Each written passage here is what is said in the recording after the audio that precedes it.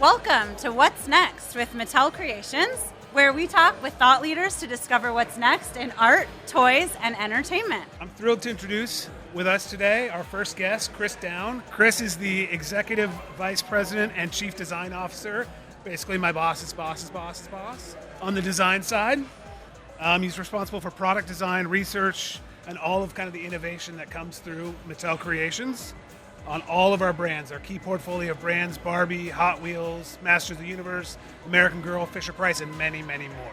He does it all. So welcome, Chris. Thank you for joining us today. That was quite an introduction. We can edit this too. I'm laughing because it's like we were probably in like a Zoom meeting working on like real stuff about 20 minutes ago, and now all of a sudden there's like cameras and mics. Hey, you're a big deal. I think somebody's a big deal. It might not be me out of us three. So Mattel at its heart is a creative organization, right? So what would you say separates Mattel Creations from some of the other endeavors across the Mattel portfolio? It's a little bit of a challenging question because I feel like, in many ways, we're creating for audiences of all walks, of all ages, of all interests. And I feel in some ways a little bit guilty almost separating the value of creativity that might go into the most mass market of the most mass market in like a Barbie fashionista or a Hot Wheels basic car versus what is generally much more exclusive or focused on Mattel Creations. What I will say is that one clear delineation is everything on Mattel Creations is oriented to the adult. We know this. What's cool about that is it allows us as generally, we're not that we all act like adults, but we are all generally adults in terms of our demographic age range. And so in some ways, we're creating for us as much as we're creating for our fans. Because at Mattel, the creators are fans, which really brings a level of authenticity and also fun to the process of legitimately creating what's next. And it's not just creativity, it's also kind of experimentation as an important dynamic of how creativity is expressed. We don't know what we're going to get, especially when you mix in the assortment of partners that we work with in Mattel Creations today and kind of what's next tomorrow.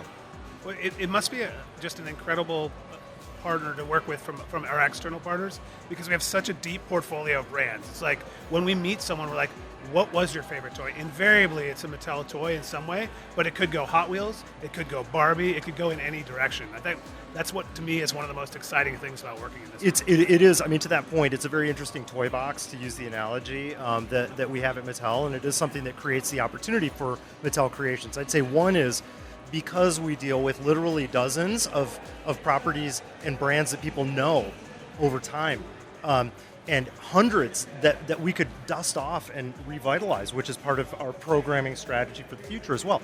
But they're generational.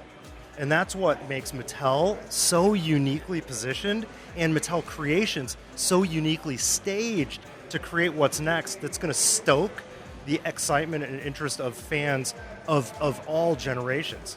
That's exactly it. I feel like you just touched upon it. Mattel Creations has the ability to take these nostalgic toys that everyone knows and loves, and you both as product designers and toy designers get to reimagine and reinvent them.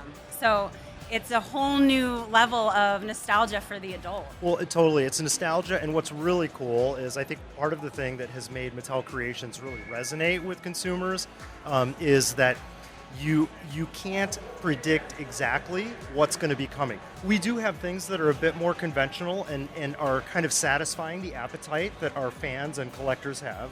Yeah. But we do, and I'm looking at you, Ethan, because you're the orchestra conductor really in the middle of it, creative product ideation and partnership engagement in the nucleus of that creative process for the product itself, in actually seeing our brands through somebody else's eyes. Awesome. And in some cases, I mean, I'm thinking of like Murakami. I mean, the walk and the version of our brands through their eyes is sometimes, and excitingly so, it's the most interesting way to see our brands. And as adults, it's like, hey, what's next should have a level of mystery curiosity and unexpectedness to it. And I think that's exactly what Creations is. Yeah, I think it's also that the partners, they help push us into uncomfortable spaces, right?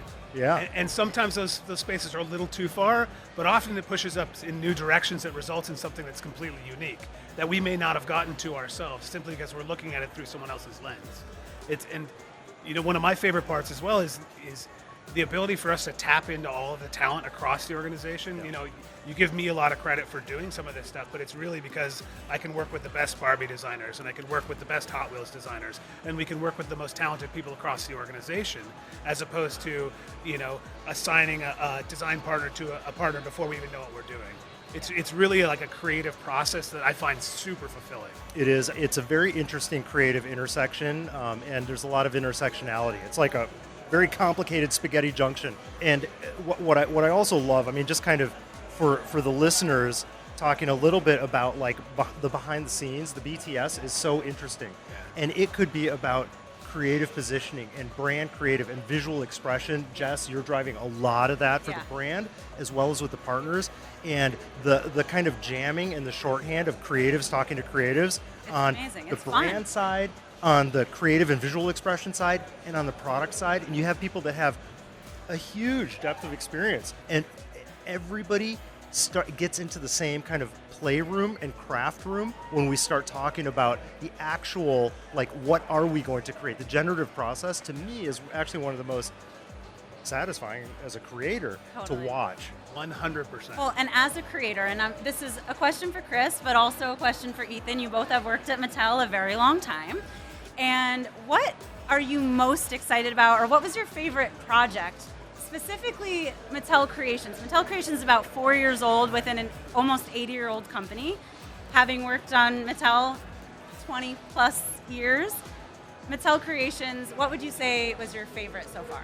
It's a really difficult one. It's like asking about which child to choose. Favorite baby. There are so many, and there are so many for different reasons. Ethan knows this. I'm a Porsche guy, so Daniel Arsham and the work there. The 930 with his livery is probably one of my favorite toys that's sitting on my desk right now. Yeah.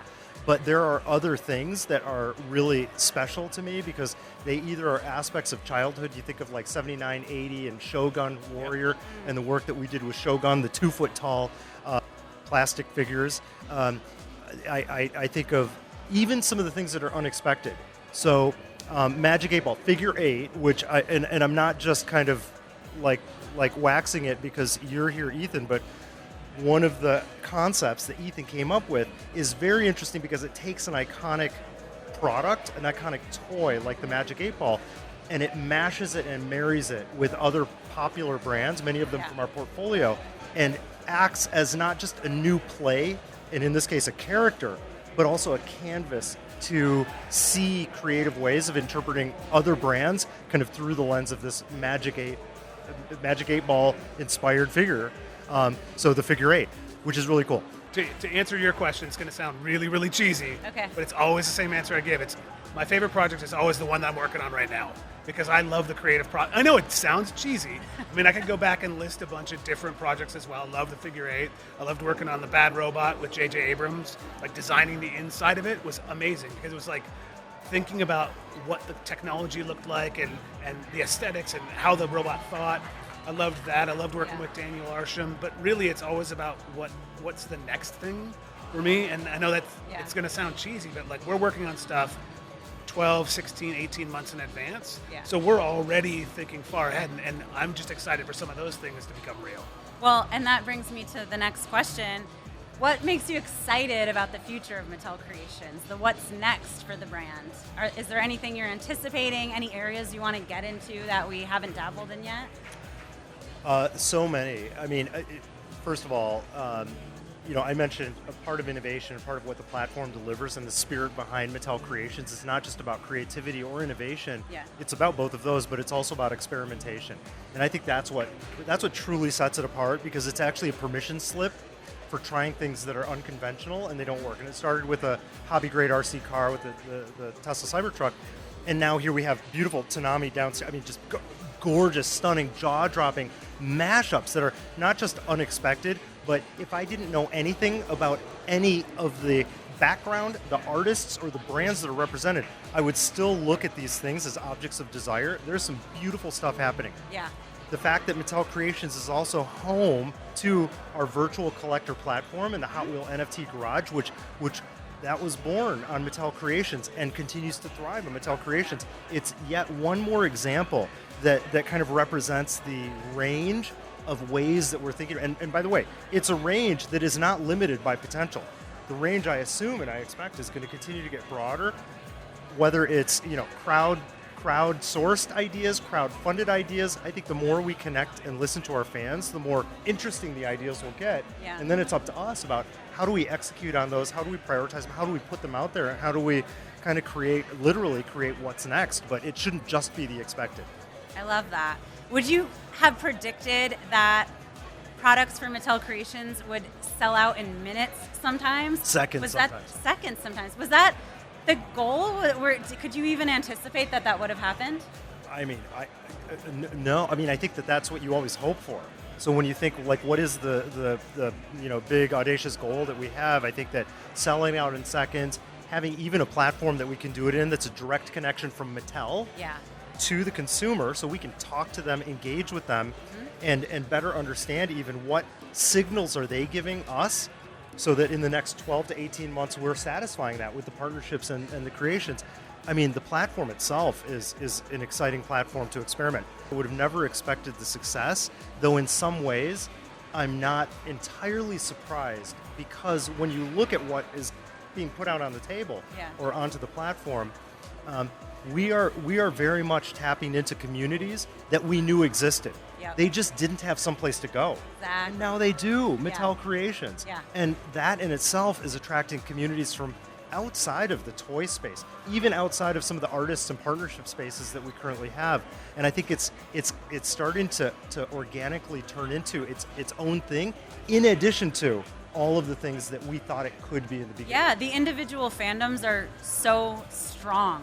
For Hot Wheels, for Barbie, the Monster High fans.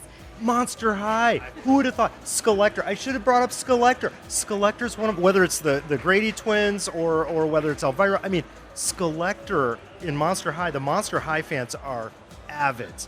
Love the Monster High fans. By the way, love the Hot Wheels fans. Love the Barbie. What we have learned is a lot of these fans are cross fans, and a lot of them are not. Yeah. So it is just a really interesting place also for fans to discover other potential interests and maybe potential fandoms in the future. Love that. So we're all creatives here. Yes, we may be are. toy designers, but you create a ton of stuff, right? What's your best piece of advice for up and coming artists? You know, I think that enjoying and respecting and understanding the unique creative perspective that you come with as a creator. And you could be a singer, you could be an artist, you could be a designer. There are a lot of different creatives, and I actually look at, Mattel as a really interesting cross-functional matrix of creators. Whether you're sitting in, brand marketing or whether you're sitting in brand creative, there are creatives everywhere. But my advice is to really respect your own point of view. I think more and more today, a unique point of view that is authentic to the creator and from the creator, it has the potential of breaking through. But it's not just about breaking through. It certainly has a greater potential of stoking or scratching the itch that we all have as creative beings. Humans are creative. And so I would say trust it. But also, depending on what you want to do with it, if you're trying to commercialize it, then there are a whole lot of other things that you need to start to understand, including what does your consumer want? So my dad was a designer, and he said to me very early when I was choosing my career path of being a designer, an industrial designer, he said, the page you're turning doesn't mean that you can't create art for yourself, but you are creating for others, so you better understand what they need and what they want. You're now a problem solver. So I think that's wise advice if the direction you're going as a creative, as a designer. Have to throw in a fun wild card question. Oh, yeah. There was this little movie that came out last year, you might have heard of it, called the Barbie movie.